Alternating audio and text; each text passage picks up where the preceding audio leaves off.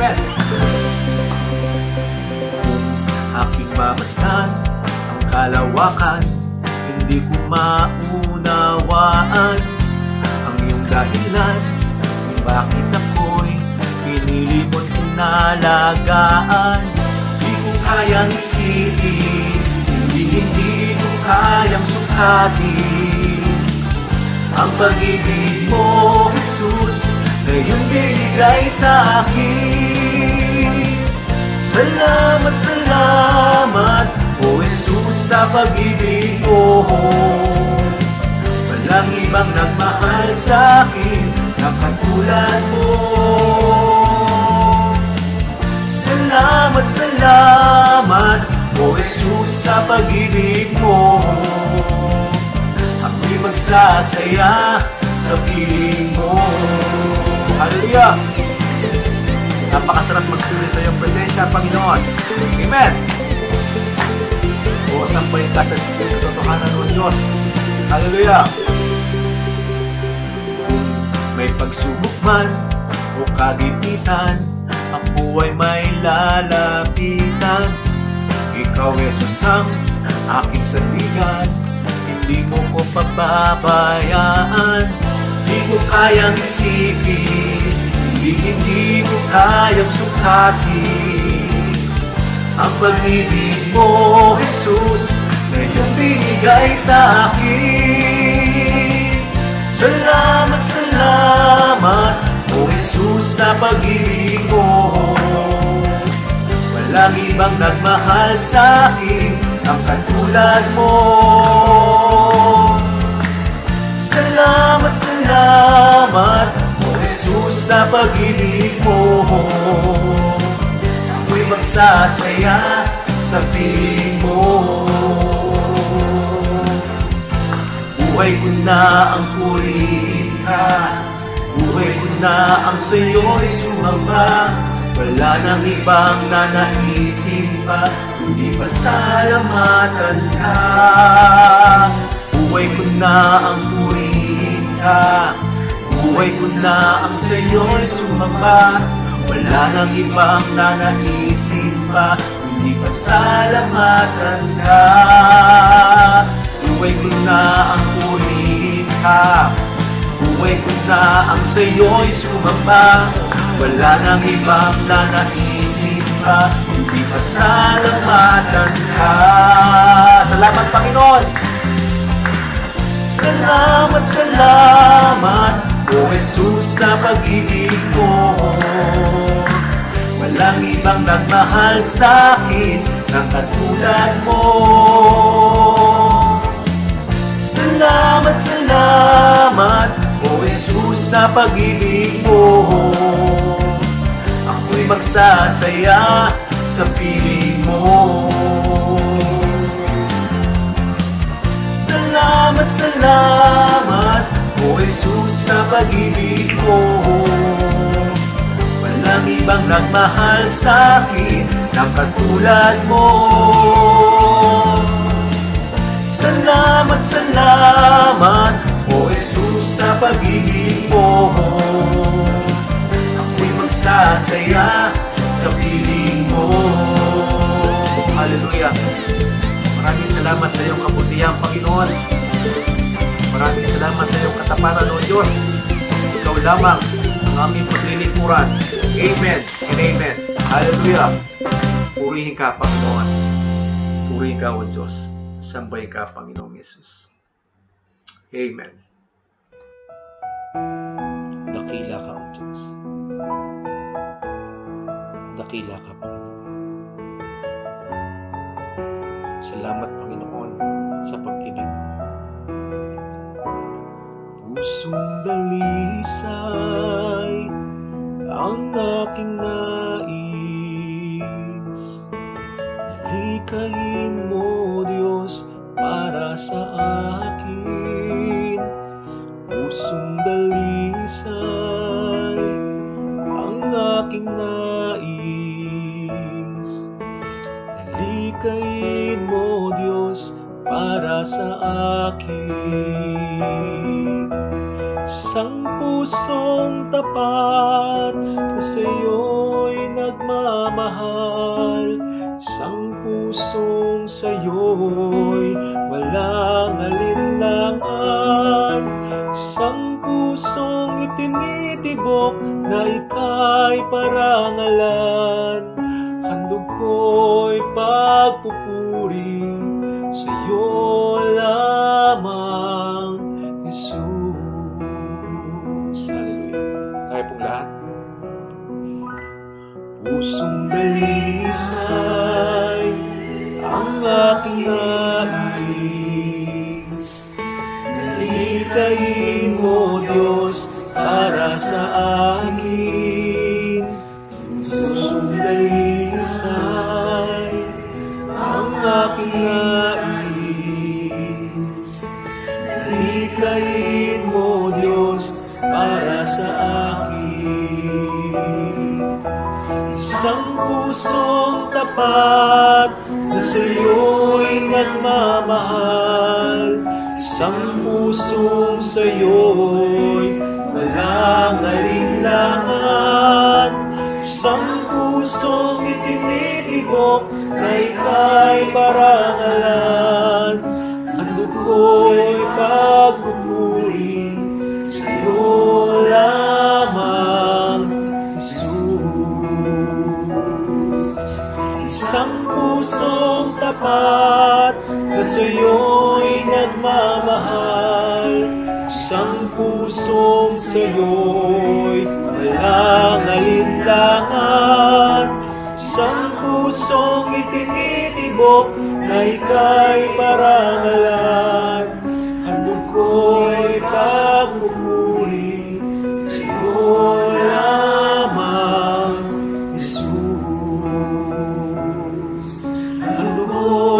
pagpupuri sa'yo lamang, Jesus.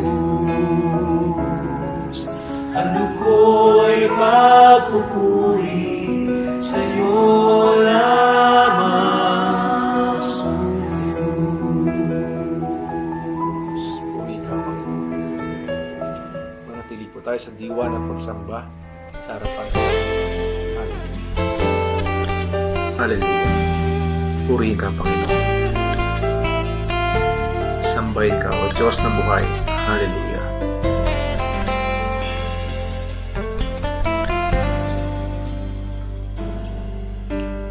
Ikaw lang ang pag-asa ko, tanging ikaw ang buhay ko, Jesus. Kahit may suliranin man, palagi kong aawitan, ikaw lamang. Kahit kailan di ka nagkulang, biyaya mo sa akin laging laan. Pag-ibig mo sa akin walang hanggan.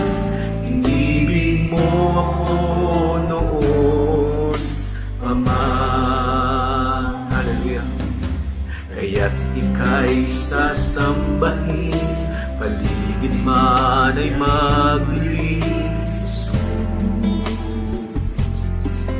Kahit ako'y nangangamba, basta't ikaw ay kasama, panatag na. Kahit kailan di ka nagkulang, biyaya mo sa akin laging laan. Pag-ibig mo sa akin walang hanggan, inibig mo ako noon pa man. Puri ka, Panginoon, sa iyong kabutihan, sa iyong katapatan, sa iyong mga anak, Panginoon. Maraming salamat, O Diyos. Kahit kailan hindi ka nagkukulang sa aming Panginoon, sa kabila ng aming hindi pagtatapat sa iyo, Panginoon. Tuloy, ngayong katapatan, isang aming nararanasan natin, Ama. Hallelujah. likuran, Panginoon, ng ating buong kalakasan at ng ating buong buhay, O Diyos. Tanging sa iyo lamang, Panginoon, ang aming buhay at aming pag-ibig, Panginoon. Hallelujah. Oo, dakila ka, Panginoon. Dakila ko, O Diyos. Ikaw ang tagapagligtas namin ng mga. Maraming salamat, O Diyos. Ikaw ang papuri, Panginoon. Kahit kailan di ka nagkulang, biyaya mo sa akin laging lahat. Pag-ibig mo sa akin walang hanggan, inibig mo ako noon paman. Kahit kailan di ka nagkulang, biyaya mo sa akin laging lahat. Pag-ibig mo sa akin walang hanggan, inibig mo ako noon paman. Inibig mo ako noon paman. Inibig mo ako noon paman. Hallelujah. Sa iyo ang pinakamataas na antas ng papuri at masalamat, Panginoon. Amen. Magandang araw sa inyong lahat dyan sa malagasang First Assemblies of God at doon sa mga nakikinig sa inyong programa. So, magandang umaga nga, sabi sa salita ng Diyos. This is the day that the Lord has made. Let us rejoice and be glad in it. So, tayo magalak sa Diyos sa araw na ito. Amen. Sa salita ng Diyos, ang ating pag-usapan ngayon ay ang kalakasan ng ating buhay spiritual sa lahat ng sandali sa ating buhay. Yung strength of the Lord in all the seasons of life, sa lahat ng oras o panahon ng ating buhay. So, pwede ba yan mangyari? Of course, pwede mangyari yan. Now, we need to be strong all year round, so to speak. Buong taon, we need to be strong, and year after year, we need to be strong in the Lord, dahil po ang ating kalaban, we know, ang kalaban natin, si Satanas, ay walang pahinga yan. Yan ay, sabi nga, 24/7. So if we don't fight in the same way, like Satan would, then we will surely be defeated in the fight. So, mahalaga yung katuroang kailangan tayong malakas sa Panginoon all year round, sa bawat sandali. So, yan ang ating pag-uusapan, ang kalakasan ng Diyos sa ating buhay. Much needed yan. Hindi lang para tayo ay mabuhay, ngunit mabuhay spiritual, ngunit mabuti sa ating pakipagbaka. Yung sinasabi nga, fight the good fight of faith. We need to be strong because those that are weak will not make it in this fight. Dahil si Satan, sabi nga, yan ay hindi lang yan full-time, nakalaban, yan pa ay always in overtime. Nasa overtime pa yan. Kaya kung ang Kristiyano, maraming Kristiyano ay linggo lang Kristiyano, Lunes hindi na hanggang Sabado, you'll never make it in this fight. So, yan ang ating pag-usapan, the strengths of the Lord. Mahalaga yan sa ating buhay. Ngayon, ang ating pagbasa ay ating basahin itong sulat ni Pablo sa mga taga-Korinto. Pangalawang Korinto, ang ating babasahin, Kapitulo 12. Pangalawang Korinto, Kapitulo 12, mag-uumpisa sa 9 hanggang 10. So, 2 Corinthians chapter 12, 9 to 10. Babasahin ko to sa Bibliang Tagalog. At siya'y nagsabi sa akin, ang aking biyaya ay sapat na sa iyo, sapagkat ang aking kapangyarihan ay nagiging sakdal sa kahinaan. Kaya't bagkos ako'y magmamapuri na may malaking galak sa aking kahinaan upang manahan nawa sa akin ang kapangyarihan ni Kristo. Kaya nga'y ako'y nagagalak sa mga kahinaan, sa mga pagkaapi, sa mga pangailangan, sa mga pagkakausig, sa mga paghihinagpis dahil kay Kristo, sapagkat pagka ako'y mahina, ako nga'y malakas. Amen. Purihin ang Diyos sa pagkabasa ng kanyang salita. Praise God. Tayo manalangin. Dakilang Diyos, salamat sa iyong mga salita. Alam namin na iyong mga salita ay ay kalakasan namin, Panginoon. Pag wala ito, tunay kami ngayon manghihina, Panginoon. Ay salamat at muli mo kami tuturuan, Lord, sa mga pamagitan ng iyong mga salita tungkol sa kalakasan na nagmumula sa iyo, Panginoon. The strength of the Lord na kailangan namin, hindi lang sa pansandaling mga panahon, ngunit sa panghabang panahon habang kami nabubuhay, O Lord. Dapat kami ay laging malakas sa iyo. So Lord, sa iyo pulat at kapurihan, dalangin namin sa matamis sa pangalan ni Jesus. Amen. So the strength of the Lord, kalakasan ng Diyos. Ano ba ang kabaliktaran ng kalakasan? Of course, ang kabaliktaran nito ay kahinaan. Weakness is the opposite of strength. Ako'y naniwala na walang taong nais maging mahina. Everyone wants to be strong, of course. Who would want to be weak? But yet, ito ang katotohanan. Lahat ay gustong maging mahina, ngunit some would end up weak. Though that is your desire to be strong, but you end up weak. Anong dahilan yan? Ang problema dyan ay actually the source of strength and power. Saan ba nagmumula yung kalakasan? Saan nagmumula? It's a very important question. Of course, you want to be strong, but what is the source of your strength and power? So what is the source of your strength and power? Saan nagmumula ito? If you say, kung sabi mo ang iyong kalakasan ay nagmumula sa natural na kaparaanan, in the natural, then most certainly, like all natural and physical things, it will diminish and be terminal. Lahat ng bagay na natural, ito ay humihina, hindi lang humihina, ito ay nawawala pa. Yan ang kung diyan ka umaasa sa natural na sabi nga source, then of course, manghihina ka dahil nga ito ay sabi nga diminishing, unti-unting humihina at nawawala pa. It will end. So, yan ang nangyari. Ang mabuting example yan ay ang battery ng iyong sasakyan, the battery in your car. Ito'y pwede lamang i-charge for some time, but after that, ano na ito? Discharge, totally discharge. Wala na. Wala nang ibubuga.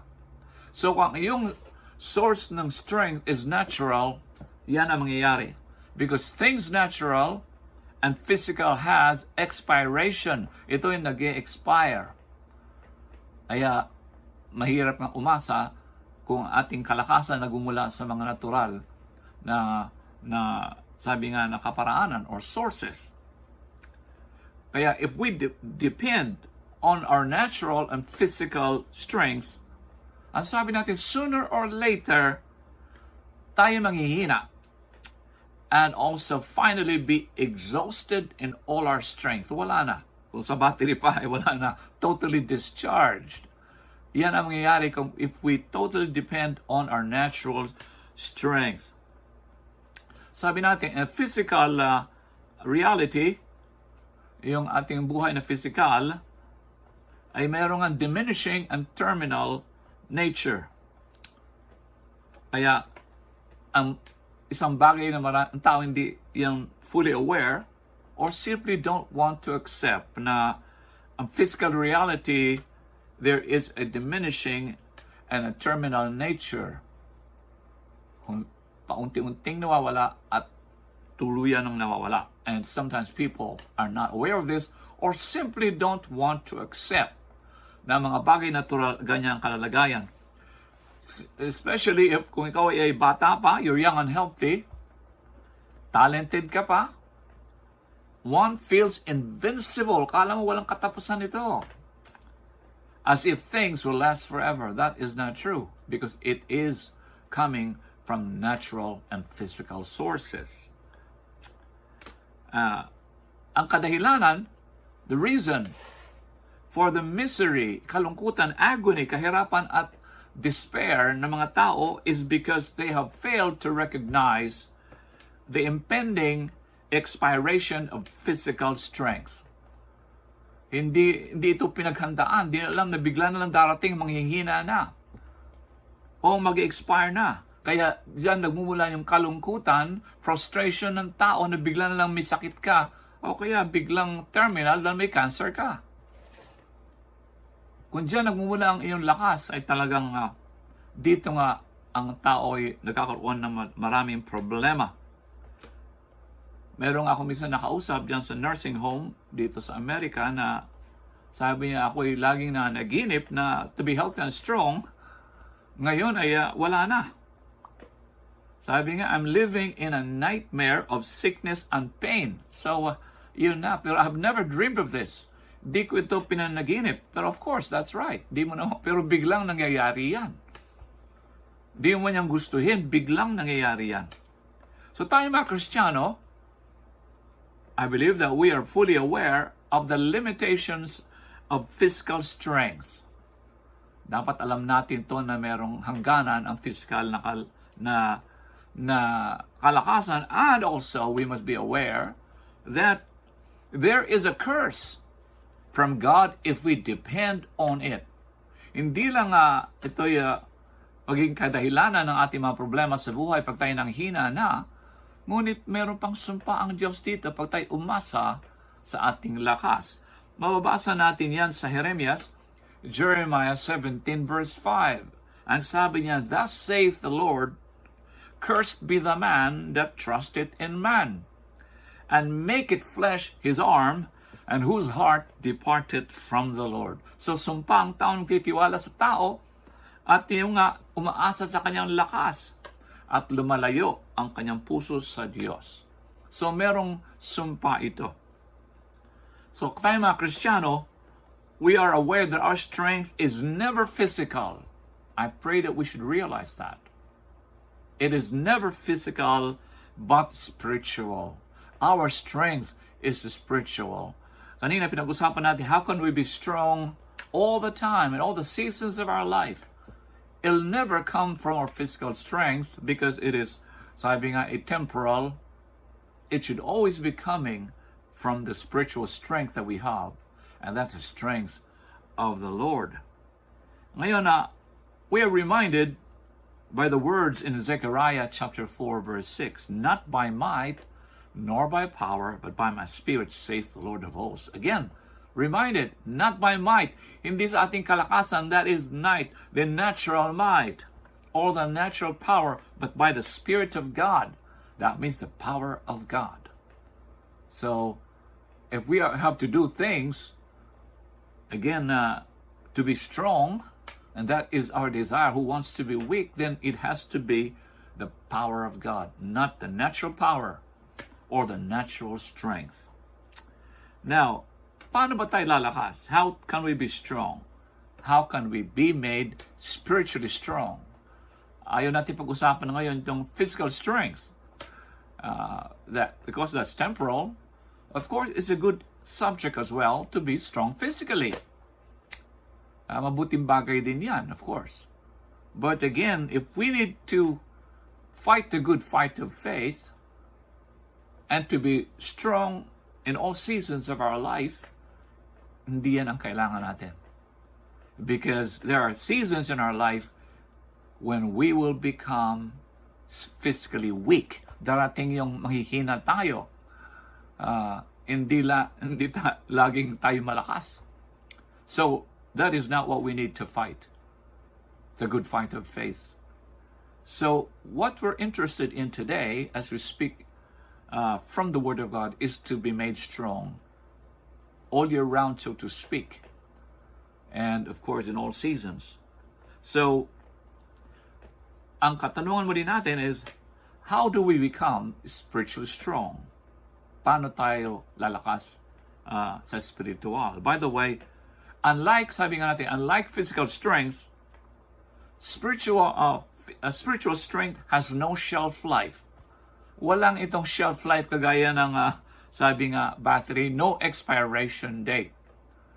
Hindi ito gaya ng pagkain nakita natin na mayroong expiration date, mag-expire na. So, ang spiritual strength, walang expiration date. No shelf life. Pag meron tayo nito, ito'y panghabang buhay, hindi lamang sa lupang ito, ngunit sa buhay na walang hanggan. So, yung spiritual strength has no shelf life. And the joy and happiness that brings us, yung kaligayahan na ito, is good until the day we die, hanggang tayo mamatay na. And even, sabi nga natin, better unto eternal life. Praise God. So, three things, tatlong bagay ang ating pag-usapan ngayon, three things, in order to be spiritually strong. Tatlong bagay. Ang una ay, in the presence of the Lord. In the presence of the Lord, we can be made strong. Ang ating basihan dyan ay sa mga awit, 16 verse 11, at saka Nehemiah chapter 8 verse 10. So in the presence of the Lord, there is strength and we can be made strong. So number one is in the presence of the Lord. Number two, in the humility before the Lord. May kalakasan din yan. At yan ang ating pagbasa dyan ay nasa pangalawang Korinto, ating binasa kanina, 12, 9 to 12. Sabi ni Pablo, when I am weak, then I am strong. So in humility, there is strength. Ang pangatlo is in the service of the Lord. Again, there is strength in the service of the Lord. At ang reading yan, of course, Isaiah 40 verse 31, that says, they that wait upon the Lord shall renew their strength. They shall mount up with wings like eagle. They shall run and not be weary, walk and not faint. So, in the service of the Lord, there is strength. Now, spiritual strength, ang una natin is to be in the presence of the Lord. In the presence of the Lord. Sabi nga Nehemiah 8:10 that the strength comes from the joy of the Lord. The joy of the Lord is my strength. It is not therefore the joy of the world. Minsan tao hinahanap yung joy of the world. No, the joy of the Lord is my strength. Ang kaligayahan ng Diyos, ang ating kalakasan, hindi kaligayahan na ibibigay sa atin ng mundo. Hindi. So, what makes us happy, ang nagpapaligaya sa atin ay hindi pera, dahil ito'y sa mundo nga, o mga bagay na material na pag-aari. If that is the case, kung yan ang sitwasyon, then joy and happiness will not last. Kung ang ating basihan ay material na bagay, at ito nagmula ang ating kaligayahan, dito magtatagal, because everything about God should make us happy.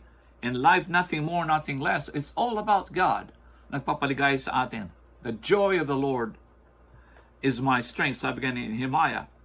Yes, yung katotohanan, it is true that the joy of the Lord is our strength. But how can we have the joy of the Lord? Paano? The joy of the Lord is our strength. Nehemiah 8:10. But how can we have the joy of the Lord? Ang kasagutan yan, Psalm 16 verse 11, that says, in His presence is fullness of joy, at Thy right hand are pleasures forevermore. Again, mga awit 16:11, Psalm 16 verse 11. That is the reason why we will have the joy that becomes our strength, the presence of the Lord in our life. Yes, God is omnipresent in the entire universe, but personal joy that brings absolute strength is to have God of the universe present in our life. So dapat nasa buhay natin yung personal joy na nagbibigay ng lakas. Sabi nga, the joy of the Lord is my strength. That God that is all-powerful should not be outside of us, should be inside of us. That brings now His presence that translates to strength in our life. So this is possible when we invite Jesus into our life as Lord and Savior. When we receive Him into our life, of course, we enjoy His presence, When we have His presence, we have the joy. When we have the joy, we have the strength. Therefore, not to have the presence of Jesus in our life is to be weak. That is a conclusion we can make. So not to have Jesus, sabi natin, in the presence of Jesus, we have the joy, and the joy becomes our strength. So not to have Jesus actually does not bring joy in our life. Without the joy, we don't have the strength. So not to have Jesus is to be weak. Pag wala tayong Panginoon sa ating buhay, tayo ay mahina. That is true. Ang kahinaan talaga ng tao nagmumula doon sa absence of Jesus in the person's life. Yung absence of Jesus, yan ang dahilan ng kahinaan ng mga tao. Therefore, cannot fight ng mga pagsubok sa buhay. Trials and tribulations, weak to fight those things, and they actually fail and become ruined. Nasisira ang kanilang buhay, and they become destroyed. And not only spiritually, but even emotionally and physically. So, yan ang yung presensya ng Diyos sa ating buhay, tunay nagbibigay ng kalakasan. At ang isa sa bagay ng presensya ng Diyos, when we speak about the presence of God, of course, how do we have an audience with God, to be in the presence of God sa buhay natin? Well, pamagitan ng salita ng Diyos. That is how we commune with God, with the Word of God.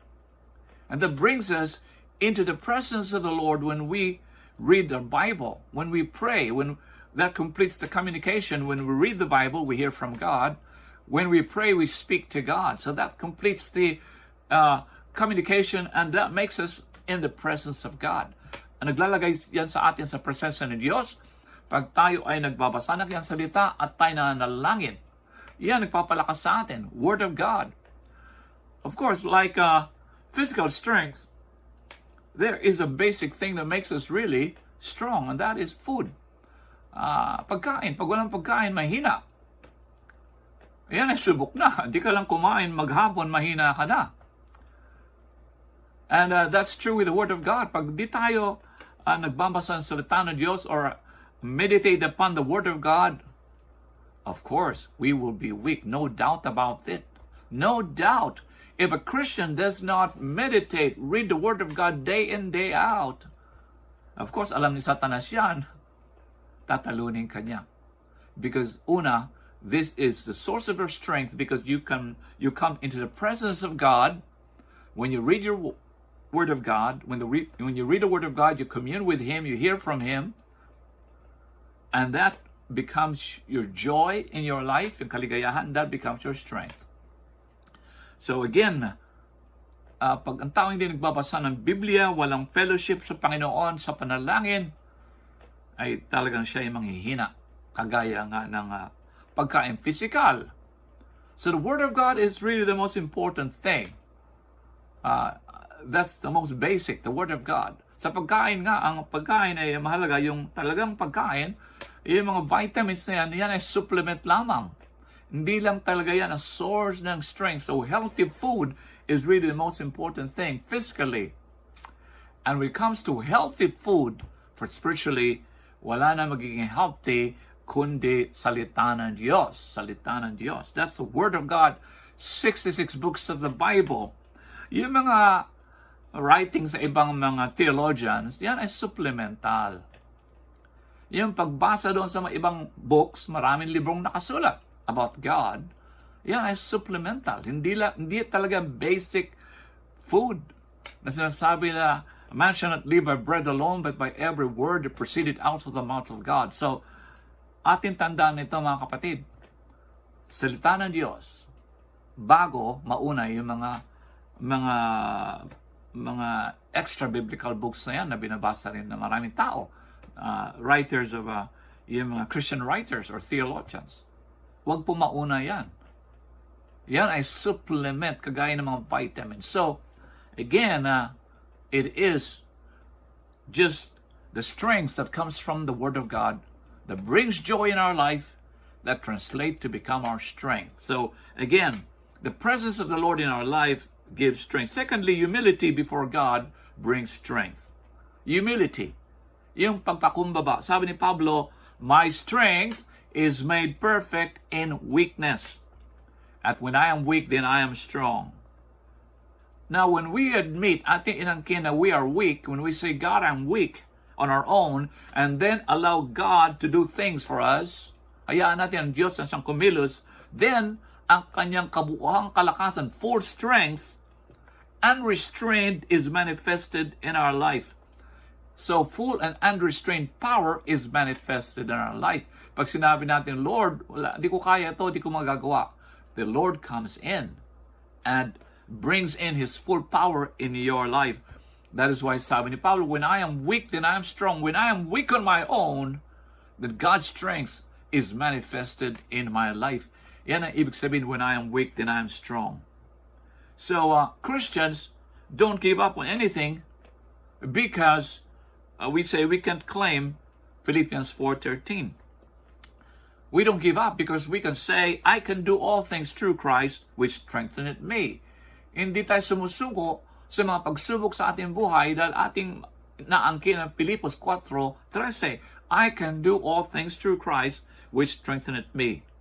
Now, people fail in life because they pretend to be strong. And they pretend to be strong when they are not. Yun nga, parang nagkukunwaring malakas, ngunit mahina naman. But as Christians, we succeed in life because we don't pretend that we are strong. We say we are weak, but God is strong. That is the reason for our strength and success in life, because we don't pretend. We claim that, like the Apostle Paul, my strength is made perfect in weakness. When I am weak, then I am strong. So, yan dahilan ng ating kalakasan, dahil nga hindi tayo nagpapanggap. Sinasabi na, Lord, hindi ko ito kaya. At ngayon, after that, ang kakayahan ng Diyos ang siyang nangyayari sa ating buhay. And with God, all things are possible. Ang kakayahan niya, walang imposible sa Kanya. Amen. So, thirdly, in the service of the Lord is our strength. In the service of the Lord is our strength. Sabi nga natin, Isaiah 40:31, they that wait upon the Lord, ang mga nag-aantay sa Diyos, naglilingkod sa Diyos. What is the meaning of this wait? They that wait upon the Lord. Ano ba ibig sabihin yan? Now, why are our waiters, alam natin, kumakain tayo sa restaurant, may tawag ng mga waiters. Bakit sila tinawag na waiters? Nakatayo sila doon at nag-aantay. Kaya nga nag-aantay kasi sila waiters. Nag-aantay sila ng kautusan ng mga customer. Kaya nga sila waiters. They're waiting the call for them to serve. Maglilingkod sila. Pag sila'y tinawag na, pupunta na sila sa iyo. Ano ba ang kailangan mo? Ano ba ang aking magagawa sa iyo? So, waiters. So, in the service of the Lord, there is strength. They that wait upon the Lord shall renew their strength.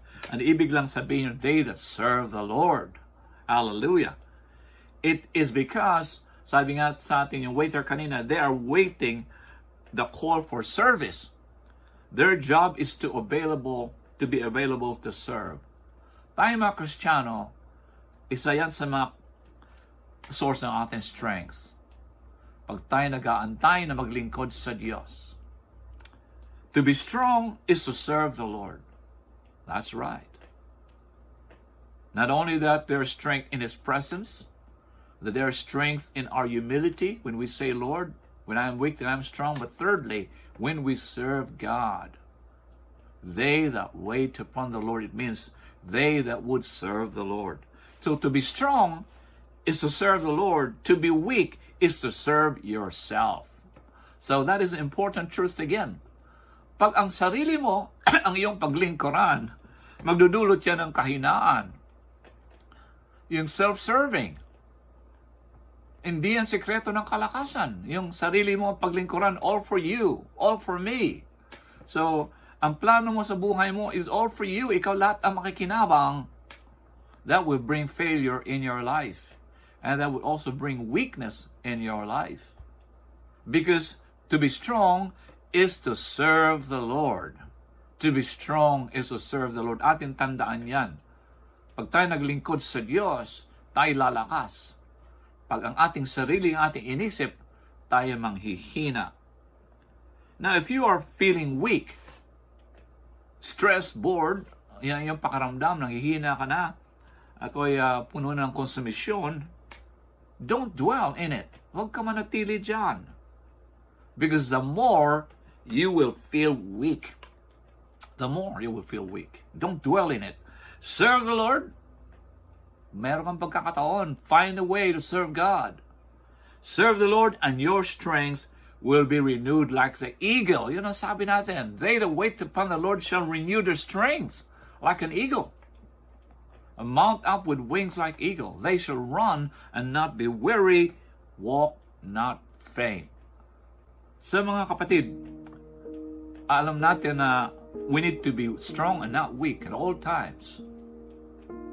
And I believe there is no reason to be weak when we have all these things coming from the Word of God. Walang dahilan para tayo manghina na kung alam na natin lahat ito. When we are in His presence, that brings fullness of joy. And that means when we are in meditation of the Word of God, patuloy tayo araw-araw nakipag-usap sa Kanya. Ibig sabihin, meron tayong nasa presensya ng Diyos tayo dahil nga tayo nanalangin, tayo nakikinig sa Kanya. And that brings strength in our life. Pag wala yan, of course, there is weakness. There's weakness. Dahil wala kang salita ng Diyos, wala kang pagkain spiritual. Of course, you will feel weak. And then if you are proud, if you say you can do it, God will not be with you. Of course, God will just leave you behind. Iwanan ka niya. At sabi mo, kaya ko to iwanan ka ng Diyos. But if you say, I cannot do this, lumalakas dahil sa pamagitan ng Diyos. Lumalakas. Ang kalakasan ng Diyos ang siyang nangyayari sa buhay mo. At thirdly, of course, maglingkod sa Diyos. Pag tayo naglingkod sa Diyos, tayo lalakas. Tayo lalakas. Yan ang blessing na ibibigay ng Diyos sa ating kalakasan, just like the eagle. Tayo man tumakbo, hindi tayo manghihina, at tayo maglakad, hindi tayo manglupaypay. Amen. So praise the Lord. So if you want to regain your strength, be in the ministry. Serve the Lord. Hallelujah. Nais mong maging malakas sa buhay? Hindi lang pansandali ang kalakasan, ngunit buong taon at all year round and even year after year. Itong sabi nga ng kalakasan ng Diyos, hindi yan nag-expire. All these things does not expire. Itong mga binanggit natin tatlong bagay, walang expiration yan. Pagka yan sa presensya ng Diyos, patuloy yan habang kayo nagbabasa ng salita ng Diyos, you are in the audience with God, you have an audience with God, that strength will not expire. Tuloy-tuloy yan. Tuloy-tuloy yan. Sabi nga from January to December and then following year, walang panghihina yan. Of course, kung umaasa ka sa Diyos, of course, God will always be with you. Sabi niya, I will never leave you nor forsake you. So patuloy din yan. And if you serve God all your life, then you have the strength of the Lord. The strength of the Lord. So purihin ng Diyos sa ating pag-aaral na ito tungkol sa kalakasan ng Diyos, strength of the Lord, how it comes sa ating buhay. I pray, tandaan natin ito. Hindi lang dahil ito ating napakinggan, ngunit ito'y dapat mangyari sa ating buhay. Because this is the only way to be strong. This is the only way to fight the enemy and win. If we are weak, we cannot win. But we are strong, we can. Una sa lahat,